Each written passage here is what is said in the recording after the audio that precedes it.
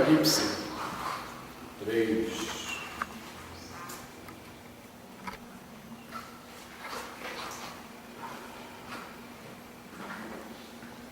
A partir do versículo 14.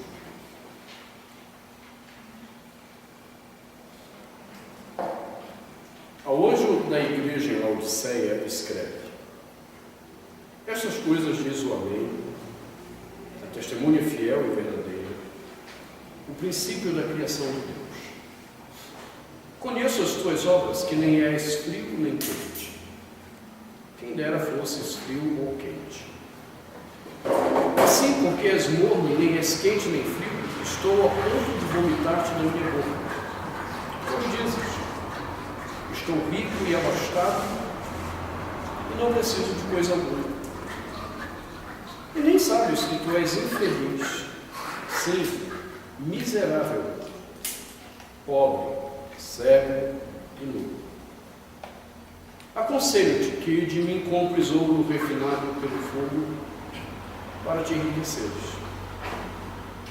vestiduras brancas para te vestires, a fim de que não seja manifesta a vergonha da tua nudez, e colírio para ungires os olhos, a fim de que vejas. Eu repreendo e disciplino a quantos amo. Sê, pois, zeloso e arrepende-te. Eis que estou à porta e bato. Se alguém ouvir a minha voz e abrir a porta, entrarei em sua casa e cearei com ele e ele comigo. Ao vencedor dar-lhe-ei sentar-se comigo no meu trono, assim como também eu venci e me sentei com meu Pai no seu trono. Quem tem ouvidos, ouça o que o Espírito diz às igrejas. Vamos orar?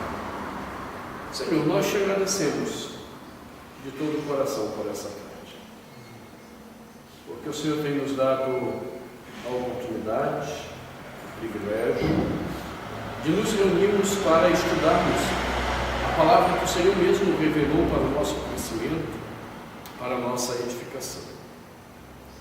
Pedimos que o Teu Espírito, de forma graciosa, nos encontre nesta hora e nos ensine as verdades das Escrituras para o louvor do Teu nome, para a glória do Teu nome, em nome de Jesus. Amém. Muito bem, irmãos, nós estamos aí tentando concluir esse problema da igreja de Laodiceia. Há uns domingos que a gente está aqui peregrinando uma igrejinha problemática, examinando essa. Nós terminamos o nosso último estudo observando como Deus qualifica essa igreja, ou de uma forma mais específica, como Jesus Cristo qualifica essa igreja. Uma igreja que se achava autossuficiente porque era rica.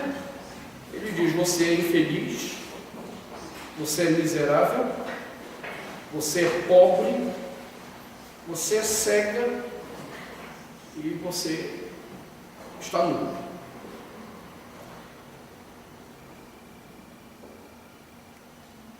Eu penso que a gente comentou todos esses adjetivos no domingo passado, principalmente a questão da pobreza, porque contrasta com a ideia de uma igreja que, tendo tudo, acha que isso é sinal da bênção de Deus. Penso termos mencionado o problema de ser uma igreja cega. Há um paralelo. Esse texto de Apocalipse é muito interessante pelos paralelos que Deus vai fazendo culturalmente. A cidade de Laodiceia ela era conhecida no mundo antigo por ser um centro médico de referência. Havia muitos bons médicos naquela cidade. E não apenas bons médicos. A cidade de Laodiceia, ela era conhecida, acima de tudo, por causa de um colírio que eles produziam no mundo antigo. Pessoas vinham comprar e pessoas vinham comprar para comercializar esse colírio. Sabe Deus do que era feito. Não me pergunte esses detalhes, que você quer demais também de mim. Né? Eu não faço ideia do que era feito esse colírio. O que a gente sabe é que ela era conhecida por esse colírio, e dizia que era um negócio assim espetacular. E, consequentemente, era uma das fontes de riqueza na cidade. O centro médico, ou os centros médicos que a cidade tinha, e esse colírio. E agora é interessante que Deus pega essa fama da cidade para dizer à igreja: olha, vocês ainda que tenham bons médicos aí, e ainda que vocês tenham um ótimo colírio aí, que o pessoal usa para tratar das vistas e tal, vocês são cegos. Olha que coisa doida, é interessante como Deus trabalha isso. Vocês são cegos. Do que é essa cegueira? Eles não conseguem discernir Deus e sua palavra. Eles estão tão envolvidos com a riqueza deles mesmos que eles não conseguem discernir Deus e sua palavra. E isso é um negócio que às vezes eu olho e digo: Senhor, isso é um perigo muito grande. Quando a gente começa realmente a viver à luz da glória do ministério, isso é muito perigoso. Esse ano, acho que foi esse ano, foi no Carnaval, o Paul Washer veio pular no bloco lá em Paraíba. Tinha um bloco evangélico lá, mas que não sabe do Carnaval, mas é uma conferência cristã que tem lá em Campina Grande. Eu não lembro como é que é o nome, é alguma coisa da consciência cristã. E o Paul Washer era um dos preletores. E ele disse uma coisa que deixou talvez muita gente assustada. Mas uma coisa que um pastor já tinha chamado a atenção quando John Piper veio ao Brasil. O Paul Washer diz o seguinte: que quando ele chegou ao Brasil, ele ficou muito assustado com a fama que ele tinha aqui. E a maneira como as pessoas o tratavam como se ele fosse alguma celebridade. E ele advertiu ali as pessoas a tomarem cuidado com isso. Primeiro, porque isso é uma forma de idolatrar quem não deve ser idolatrado. E segundo, porque aquilo é um perigo para a própria vida dele. E ele dizia que ele mesmo tem que tomar cuidado com isso. Porque é como disse um pastor hoje de manhã no fórum que eu participei, eu estava comentando agora essa frase dele que me marcou de manhã, a gente conversando em off, à parte. É interessante que parece que é uma tendência natural que à medida que a igreja cresça, ela se torne propensa à heresia. Quanto mais a igreja cresce, mais propensa à heresia ela se torna. Ele pontuava uma situação lá. E eu fiquei com isso na cabeça. E olho para Laodiceia agora, não é exatamente isso.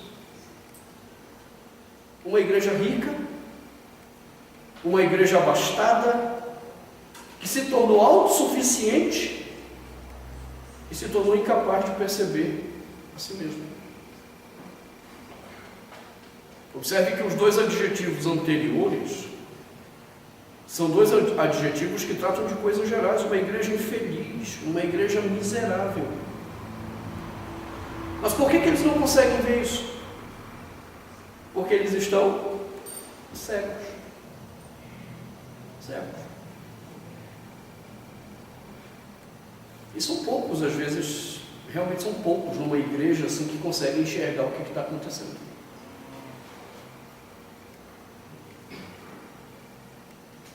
Aí, às vezes essas pessoas já lutaram tanto para tentar restaurar, e o que eu costumo sempre dizer é o seguinte: o que eu tenho aprendido da Bíblia e da história da igreja é que quando um sistema cai,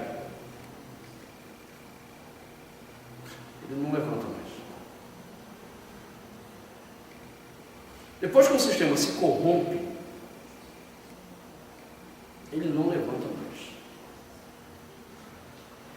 Por quê? Porque as pessoas se tornaram cegas. Elas estão tão iludidas com o sistema, com a beleza do sistema, com a estrutura do sistema, que elas não percebem que o sistema está morto e corrompido. Isso quando essas pessoas não geram dependência do sistema. Essa é outra grande questão. Eu lembro que quando eu deixei a igreja presbiteriana, entenda, não é porque para mim a igreja presbiteriana se perdeu, não. Doutrinariamente continua sendo uma igreja séria. A despeito de alguns pastores presbiterianos que estão fazendo casa da mãe Joana lá dentro. Bagunçaram a vida da igreja. Mas é uma igreja séria biblicamente. Vocês sabem muito bem que eu não saí da igreja presbiteriana por questões doutrinárias e muito menos por achar que o sistema tinha corrompido. Mas uma coisa que para mim foi muito interessante, quando eu deixei a igreja presbiteriana, principalmente no meu caso, que eu era um pastor assalariado da igreja, foi descobrir que existe vida fora do sistema. Às vezes a gente se torna tão dependente do sistema que a gente passa a acreditar na mentira de que fora dele não tem vida. Por quê? Porque a gente fica muito encegueirado com a estrutura. E é difícil a gente tirar os olhos da estrutura. Entenda, no meu caso, bem especificamente, eu sou um pastor, me referindo a essa época, para você entender como é o problema da cegueira. Eu sou um pastor bem remunerado na minha igreja. Eu sou um professor em ascensão teológica dentro da própria igreja, que está vivendo ali as benesses de toda uma estrutura, né? Pastor presbiteriano, por exemplo, que tem filho, os filhos não pagam para estudar no Mackenzie. Os filhos dele têm direito de um bolsa integral até doutorado. Os pastores também. Então você está dentro de um sistema e de repente você sai e você diz, cara, tinha vida do outro lado. Tinha vida do outro lado. E por que a gente não vê isso às vezes? Porque nós estamos encegueirados por estruturas religiosas. Problema da igreja de Laodiceia. Moram numa cidade conhecida por um colírio que cura a vista dos outros, mas um colírio que é incapaz de curar a sua própria cegueira. Porque é um problema espiritual. A cegueira dessa igreja é um problema espiritual. Um outro adjetivo, então, que ele utiliza aí, que Jesus utiliza para se referir a essa igreja, é que é uma igreja que está nu. E de novo Jesus usa uma questão da cidade. Laodiceia era conhecida por uma lã que ela produzia. Pessoas, na época não chamava de indústria, né? Fábrica, como é que chamava naquela época? Nem sei. Indústria muito depois. Né? Que as casinhas lá produziam, que era uma lã preta, brilhosa, que era usada para muitas roupas finas, chiques, né? Coisa top da época. E o que prestava era a lã de Laodiceia. Aí Deus pega essa situação de novo. Vocês moram numa cidade que se orgulha das suas roupas por causa dessa lã, e vocês estão nus. Qual é o simbolismo da nudez? Vergonha. Vocês formam uma igreja que dão vergonha ao nome de Deus. E vocês não percebem isso. Uma igreja cuja vivência não glorifica, não honra, não aponta para Deus.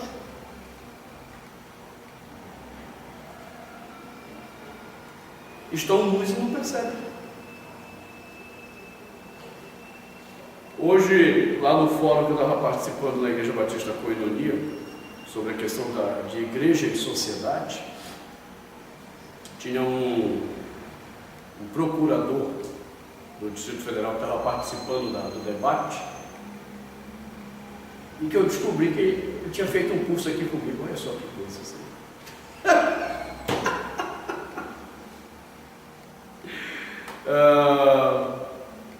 Para quem não sabe, foi ele que se empolgou no curso do Apocalipse.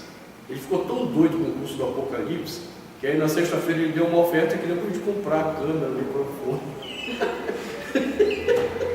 Hoje que eu soube que ele era procurador do Distrito Federal. E ele estava lá, e a gente comentando sobre essa questão da inserção na igreja, como a inserção na igreja ela é trágica. Porque a inserção na igreja hoje só gera vergonha. Só gera vergonha.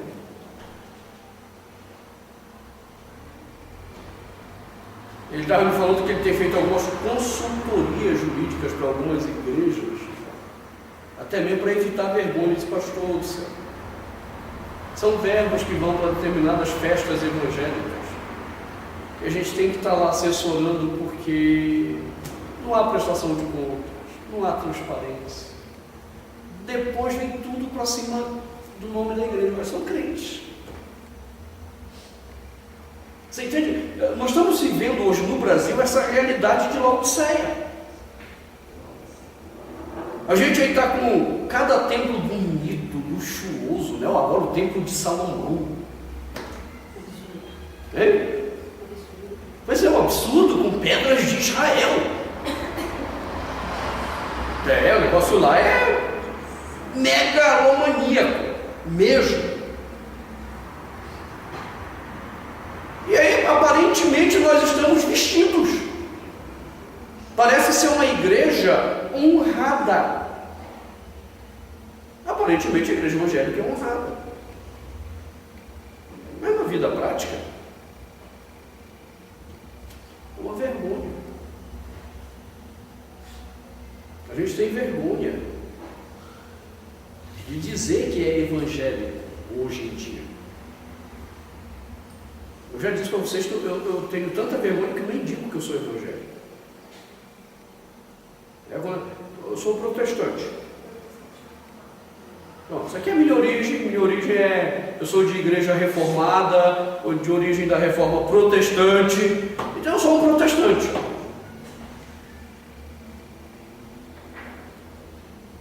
É engraçado que às vezes alguns ainda me perguntam: você protesta contra o quê? Contra tudo que se opõe a Deus, contra tudo que envergonha o nome de Deus, contra tudo que não glorifica o nome de Deus. Eu sou protestante nesse sentido, eu protesto mesmo. E nesse caso é meio a la Revolução Cubana, né? Quando o governo quer pôr ou usar igrejas, aí diz assim: ai, governo, eu sou contra. Eu protesto. Porque não dá, irmãos, a vergonha de uma igreja que acha que é rica, que está... Uma igreja que detém canais de televisão, de rádio, e olha a vergonha que a gente promove. Aí você olha para a igreja de Laodiceia, qual é a acusação de Deus? Vocês estão numa cidade rica, que produz uma lã, que vocês fazem roupas maravilhosas, e vocês não estão percebendo que vocês estão nus, cobertos de vergonha com a vida que vocês levam.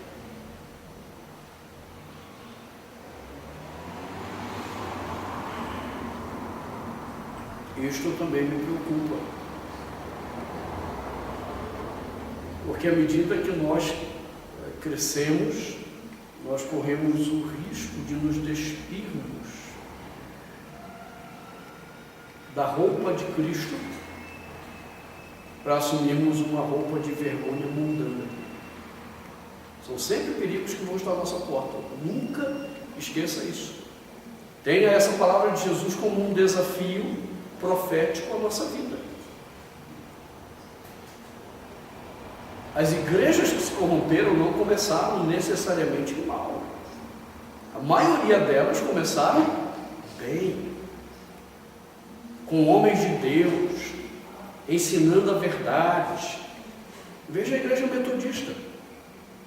Qual é a origem do metodismo? John Wesley, o grande avivamento inglês, movimento de jovens rapazes, de jovens moças que se reuniam para estudar a Bíblia e orar. Gente que tinha o coração inflamado pela evangelização. O que virou a igreja metodista? Tirando um e outro que tem os pastores remanescentes fiéis, se tornou uma igreja liberal na sua teologia.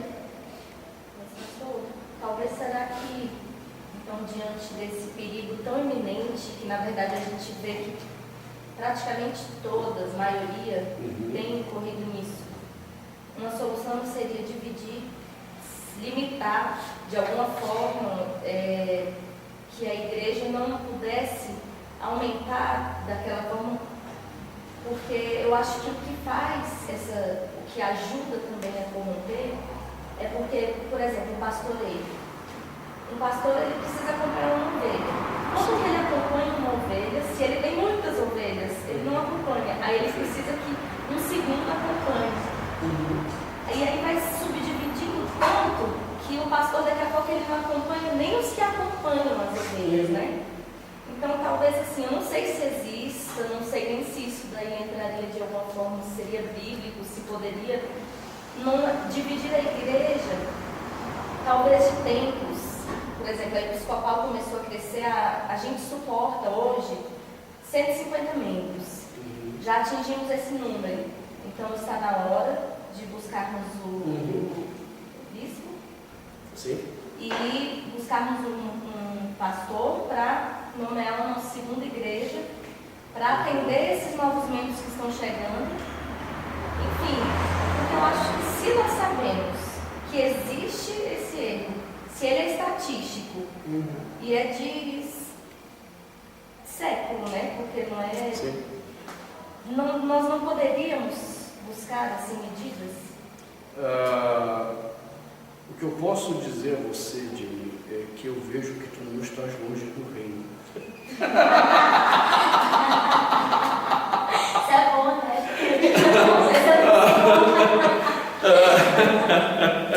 Não, nesse caso que eu falei é bom, mas no caso que Jesus falou não era bom. Eu lembro que Jesus falou isso para um intérprete da lei, que conhecia muito da lei de Deus, e já disse, você não está longe. Significa que com todo o seu conhecimento você também não está. No caso que eu falei, de uma perspectiva boa, é uma utopia, mas daquelas utopias que podem ser concretizadas. Utopia é quando a gente olha para o espectro geral. No espectro geral você diz que não funciona. Mas o dia que vocês passarem em Luciane, dê uma olhadinha lá, só por curiosidade. Quando vocês entram naquela entrada principal, onde tem lá a garagem da Napolina e o batalhão de polícia, atrás fica a igreja presbiteriana. Foi a primeira igreja que eu pastoreei. Ainda tem lá que eu vi, um tempo atrás eu passei por curiosidade lá para ver como é que estava. Ainda tem lá a casinha no fundo. Agora está reformadinha. Na época que eu cheguei lá parecia um botequinho. E aí para melhorar ainda mandei fazer um puxadinho. Era por causa da chuva. Então eu mandei fazer um puxadinho por causa da chuva. Ah, um negocinho feio. E nós começamos um trabalho ali, e foram 3 anos de pastorado em Lusiana. E a igreja cresceu muito rapidamente ali. comecei o pastorado lá, a igreja tinha 22 membros. No segundo ano, nós estávamos com mais de 70. Isso para um modelo presbiteriano, isso é muito rápido. A igreja presbiteriana não cresce assim. E aí nós decidimos levantar o prédio que está lá hoje, o novo templo. Ele foi construído na minha época. Só que, quando eu saí de lá, ele não estava terminado. A gente já estava congregando dentro, mas não estava terminado. Agora está terminado. E aí, quando a igreja começou a crescer, eu comecei a ficar preocupado. Exatamente essa questão da preocupação do poder pastorear de fato. E aí eu mapeei os espíritos territoriais. Ai, que heresia! Para os que estão assistindo na internet, é só uma palhaçada minha. Mas acompanha aí. Mas acompanha os espíritos territoriais. Eu mapeei de onde que os membros da igreja vinham.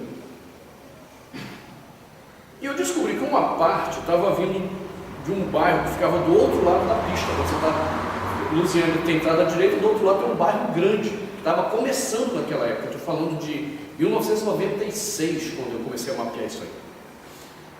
E eu descobri que nós tínhamos umas 10 pessoas lá. Era o bairro que tinha mais concentração fora ali daquele eixo da igreja. Quando foi em 97, nós chegamos a 122 membros. Era o meu terceiro ano. No segundo semestre, eu disse, cara, isso aqui vai estourar. Nós já tínhamos levantado um prédio para 350 pessoas. Aquele prédio lá comporta isso sentado. Aí eu chamei o conselho, disse, irmãos, eu não vou dar conta de pastorear essa pessoa.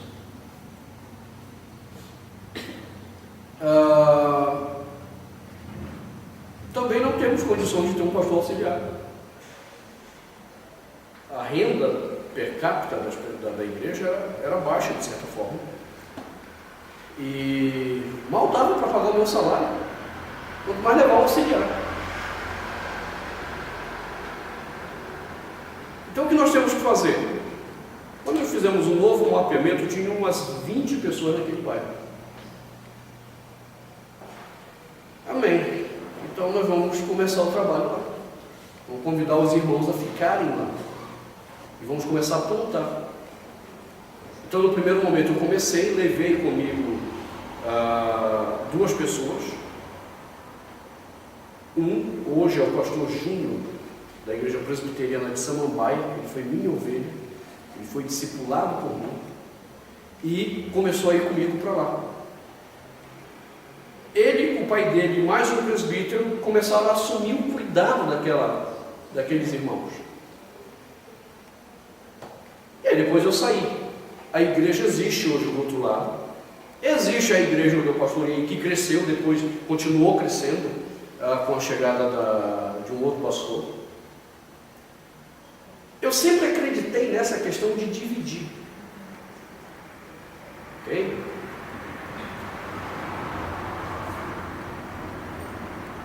Eu não sei o que vai acontecer aqui. Eu não tenho muita certeza do que vai acontecer com a nossa caminhada pessoal. Mas a ideia, por exemplo, quando abrimos para a Planaltina, já era exatamente aproveitar alguns irmãos que estavam para lá, tipo o Nésio mesmo.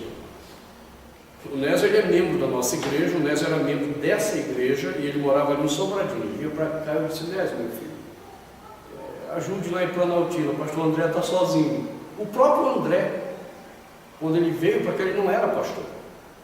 Ele vinha do plano piloto para cá.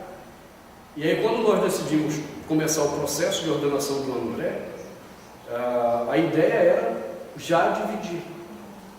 Eu tenho dificuldade com a ideia de mega igrejas. Eu tenho muita dificuldade com isso. E eu acho que é aí que deve surgir a igreja, pastor, porque assim, Uma igreja não deve nascer do nada. Eu acho que ela deve nascer da necessidade. Sim. Ou seja, primeiro, nós sabemos o quanto a carência, o ser humano está carente, desesperado. Então, o que acontece? 5 pessoas entraram aqui e descobriram que o alimento é bom. Essas 5 pessoas, cada uma vai passar para mais 5, mais 5. Então, começa essa multiplicação e às vezes acontece aquele fermento, né? E de repente, bum, enche de uma vez.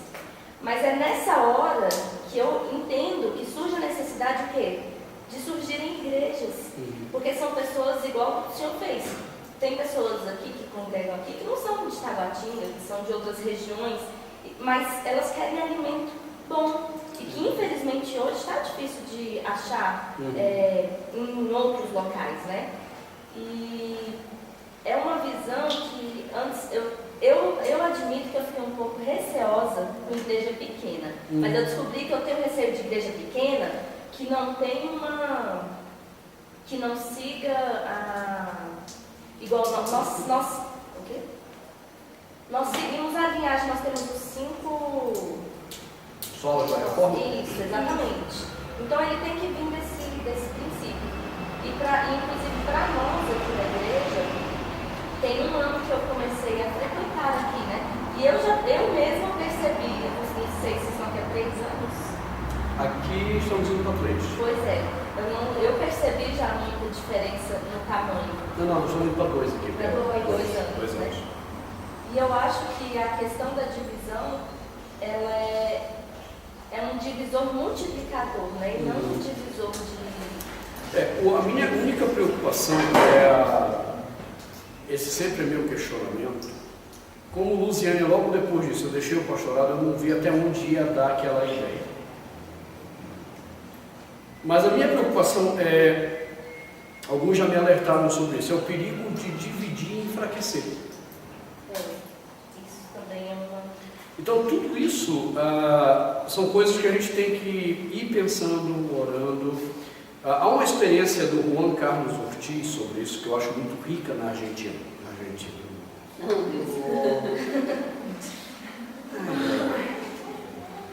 Façamos uma oração com a Argentina perder. Está confundindo. Mais uma vez eu estou na internet, é uma brincadeira só. Apesar de que eu já disse que se Deus quisesse de fato me humilhar, ele tinha que me mandar para a Argentina.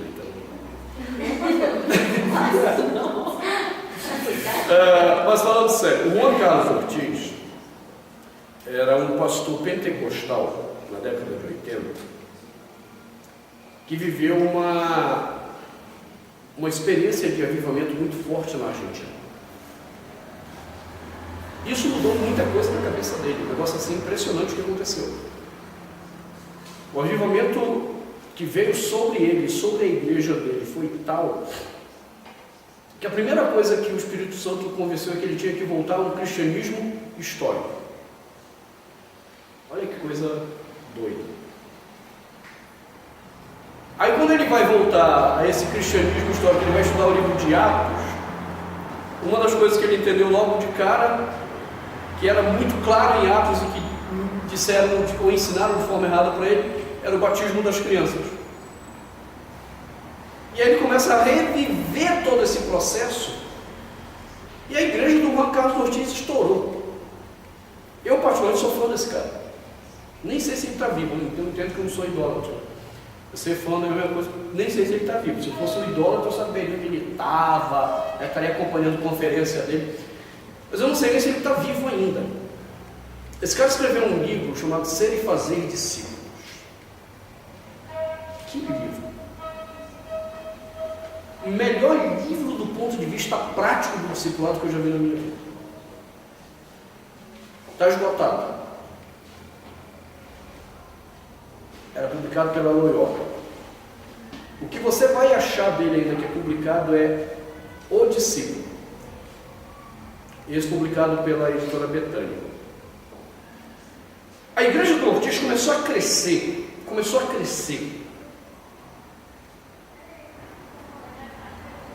Que ele ficou preocupado exatamente com essa questão. Como é que eu vou pastorear essas pessoas? foi quando ele decidiu tomar um modelo de células como está no Novo Testamento e não como foi pregado pelo Paul Yong-Cho.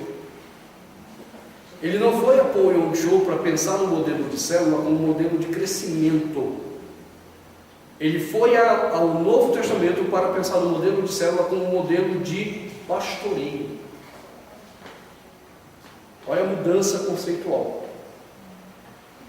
Na época, na década de 80, Paul Yong-Cho estava começando a estourar com esse negócio de células, mas tudo visando crescimento.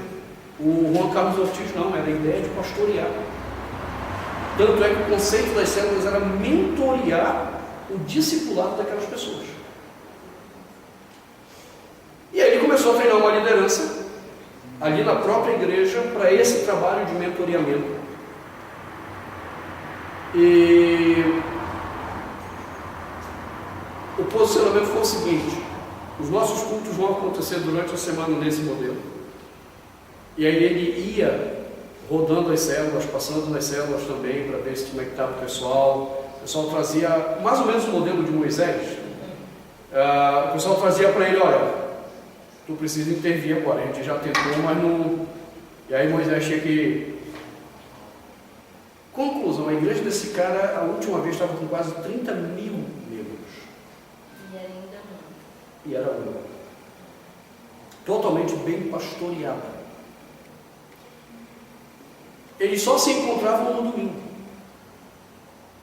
Aí todo mundo vinha para o culto, a celebração do domingo. E o mais doido na cabeça dele era o seguinte, que esse para mim foi fantástico no pensamento dele. A minha igreja não é minha igreja. Nós não somos uma igreja denominacionalista. Nós somos agência do reino. Pertencemos ao corpo de Cristo. E então é importante que nós tenhamos contato com outros irmãos do corpo de Cristo. Uma vez por mês eles fecham a igreja. E os irmãos vão congregar em outras igrejas para serem abençoados no entendimento de que a igreja não é apenas aquilo que eles vivem. E o mais louco, para abençoar financeiramente as outras igrejas. Porque eles iriam lá e contribuir financeiramente com aquela igreja, que não é a igreja deles mesmo. Então, esse modelo do Ortiz, ele é único. É único. Então, por isso que eu te disse, eu creio nessa questão da divisão, mas como eu pensava em Lusiânia, eu não creio que o que eu pensava em Lusiânia estava 100% correto, porque havia o perigo de enfraquecer uma visão correta de palavra de Deus. Então, não sei, eu vou vivendo que nem diz aquele hino, deixa a vida me levar. Também é brincadeira, só palhaçada. Você voltou a bater aquele menino da leva aí. Não, eu realmente gosto de ver o que Deus vai fazendo e para onde Deus vai soprando. Essa tem sido a minha teologia pessoal. É uma teologia que eu tenho ensinado para todos que trabalham comigo na CEBI. É uma teologia que eu tenho ensinado para aqueles que trabalham diretamente comigo na liderança dessa igreja.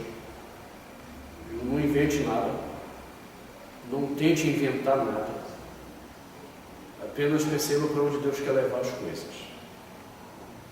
A gente vai orando, vai pensando, vai refletindo biblicamente, vai esperando que Deus vá conduzindo. Mas com certeza que é um perigo a ideia de igrejas grandes que não conseguem compreender essa necessidade de dividir sem se enfraquecer.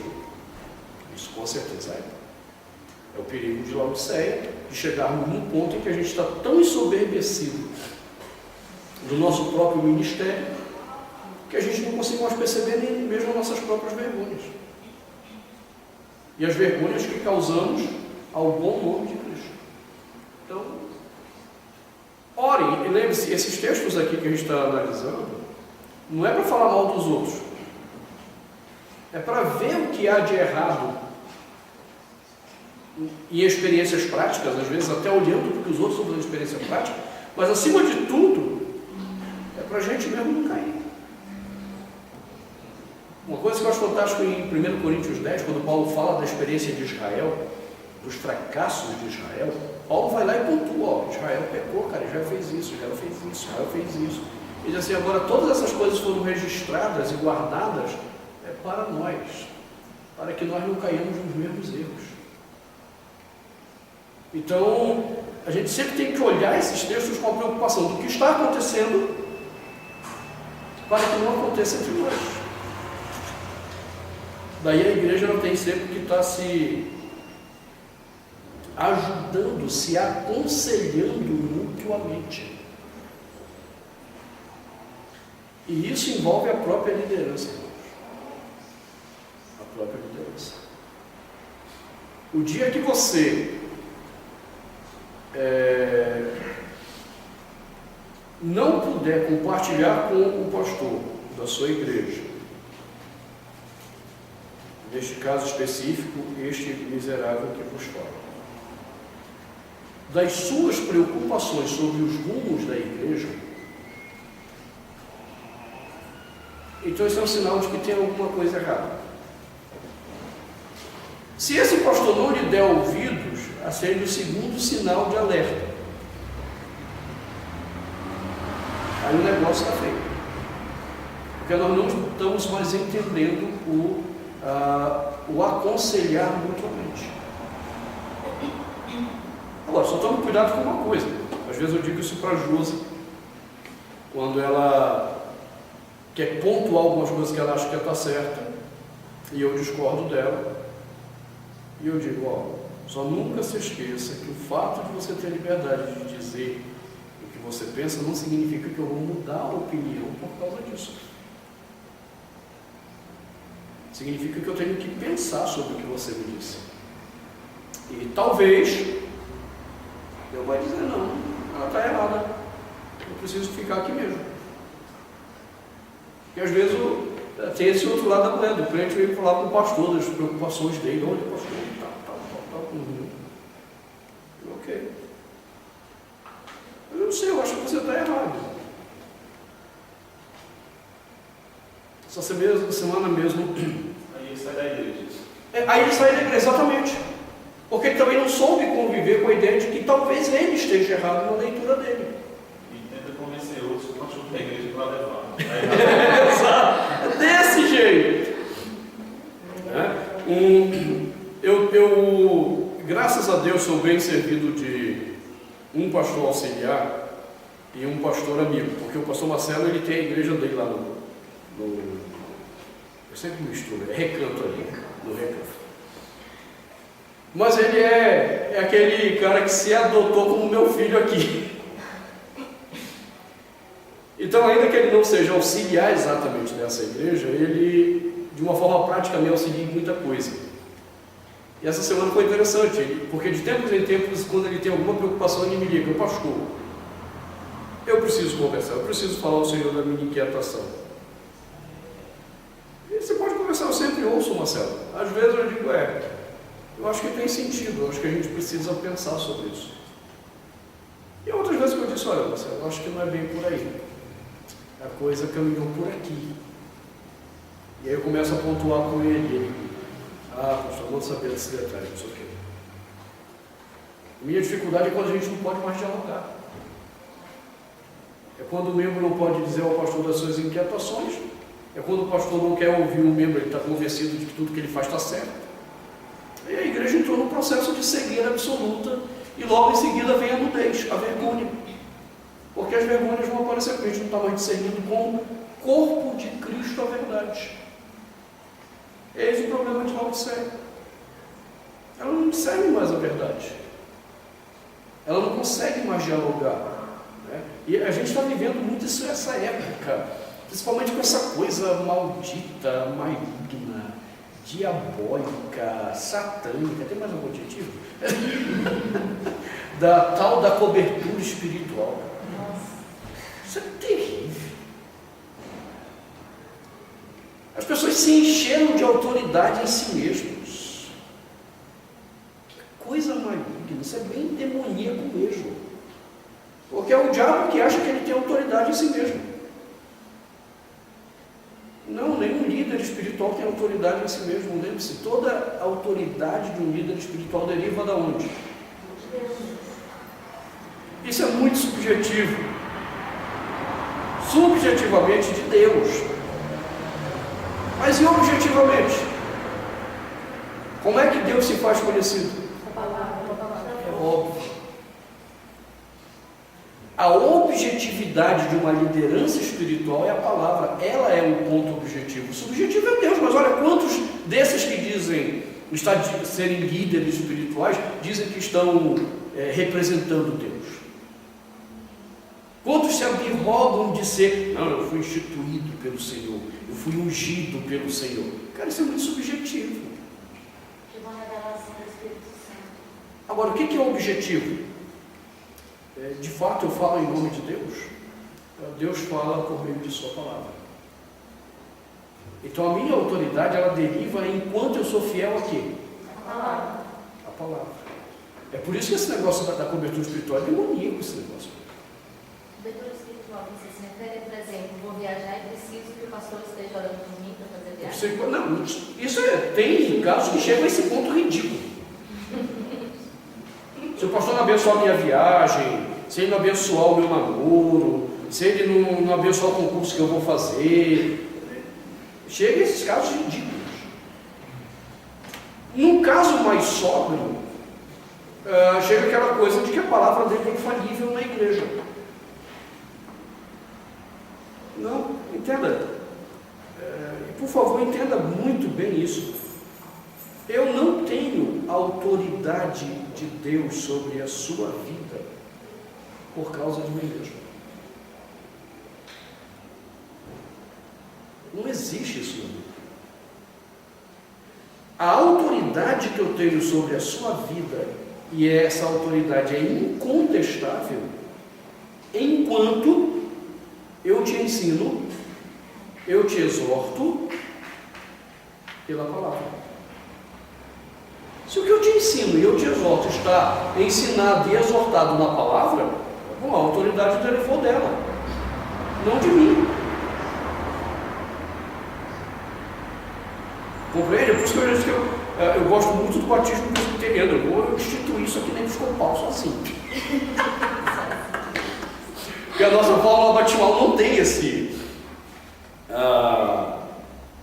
que é o último ponto da fórmula batismal presbiteriana. Você promete obedecer à liderança desta igreja enquanto ela permanecer fiel às Sagradas Escrituras. Enquanto. É por isso que eu sempre brinco e digo, olha, os presbiterianos, se eles levarem a sério a sua doutrina, eles já têm por natureza um espírito subversivo. Porque ele não acredita em autoridade de um homem. Ele acredita na autoridade da palavra. E é bem comum, pastor, observar que geralmente esses que acreditam na autoridade do homem, eles envelhecem e morrem liderando a igreja.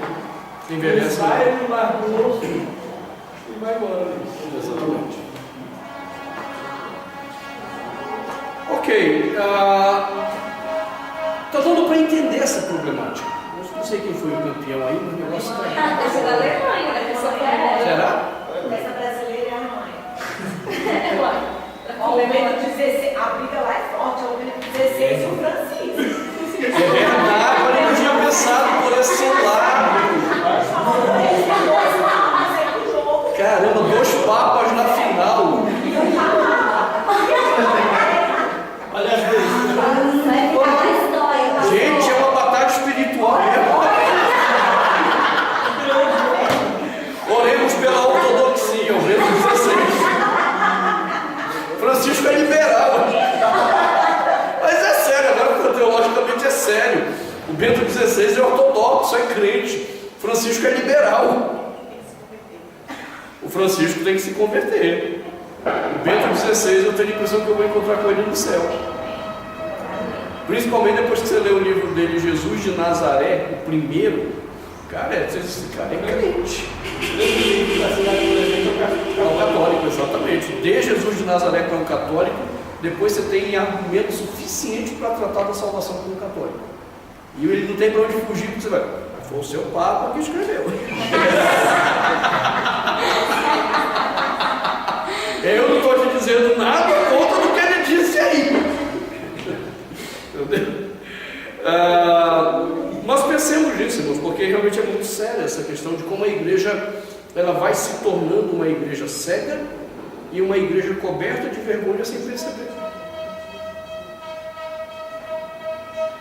Nós não estamos isentos, por isso sempre temos que zelar pela vida uns dos outros, cuidar espiritualmente da vida um dos outros.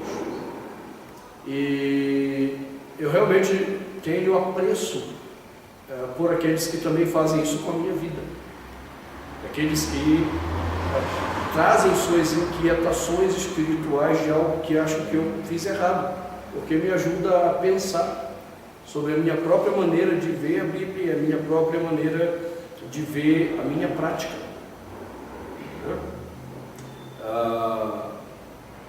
Como eu só mencionei o pastor Marcelo, né? Aí os irmãos dizem, mas está fácil, é pastor para pastor. Tem muita gente que anda com essa besteira, né?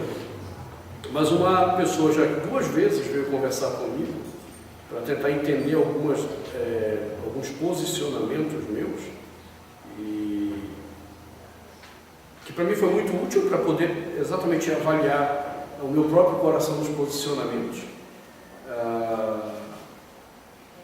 E também mostrar para a pessoa, e ali a gente poder entender biblicamente se aquilo estava correto ou não, foi a Isabel, a esposa do pastor Tiago. Então aí já não é de pastor para pastor. Eu não tenho dificuldade com isso. Agora, o dia que você quer conversar comigo sobre alguma coisa e eu mostrar dificuldade para lhe ouvir, ele diz, Senhor, exorcize esse pastor. Ele já está com o pezinho no capeta dele. Porque ele também não quer crescer mais, ele não quer refletir a sua própria vida. Ou o que nós chamaríamos na teologia, para que eu forma bonita, a nossa praxis cristã. Bonita essa frase. A gente não quer mais avaliar a nossa própria praxis, o nosso próprio comprometimento de vida com aquilo que declaramos. Então, sejamos conselheiros. E aí é interessante que no versículo 18, olha como Jesus chega para a igreja e ele diz, aconselho-te. Isso aqui é interessante, porque Ele é o Senhor e Ele pode chegar e dizer, olha, eu estou te mandando. E a palavra grega que ele utiliza é realmente de sentar para um diálogo a fim de aconselhar. Agora, o que é interessante é que se você continuar a leitura, a gente vai obviamente explicar depois isso nas outras aulas, Deus permitindo, ele aconselha. Se você não ouvir também, ele disciplina.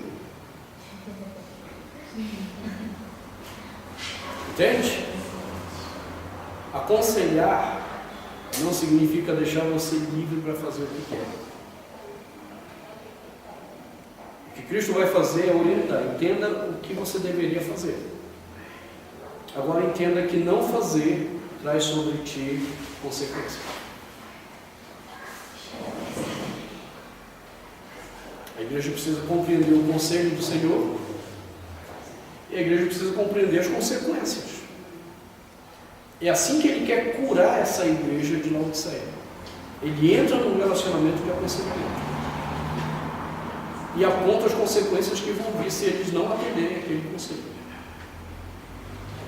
Então, domingo que vem, com a graça do bondoso Deus, a gente volta aqui para examinar o conselho que é dado à igreja de Laodiceia.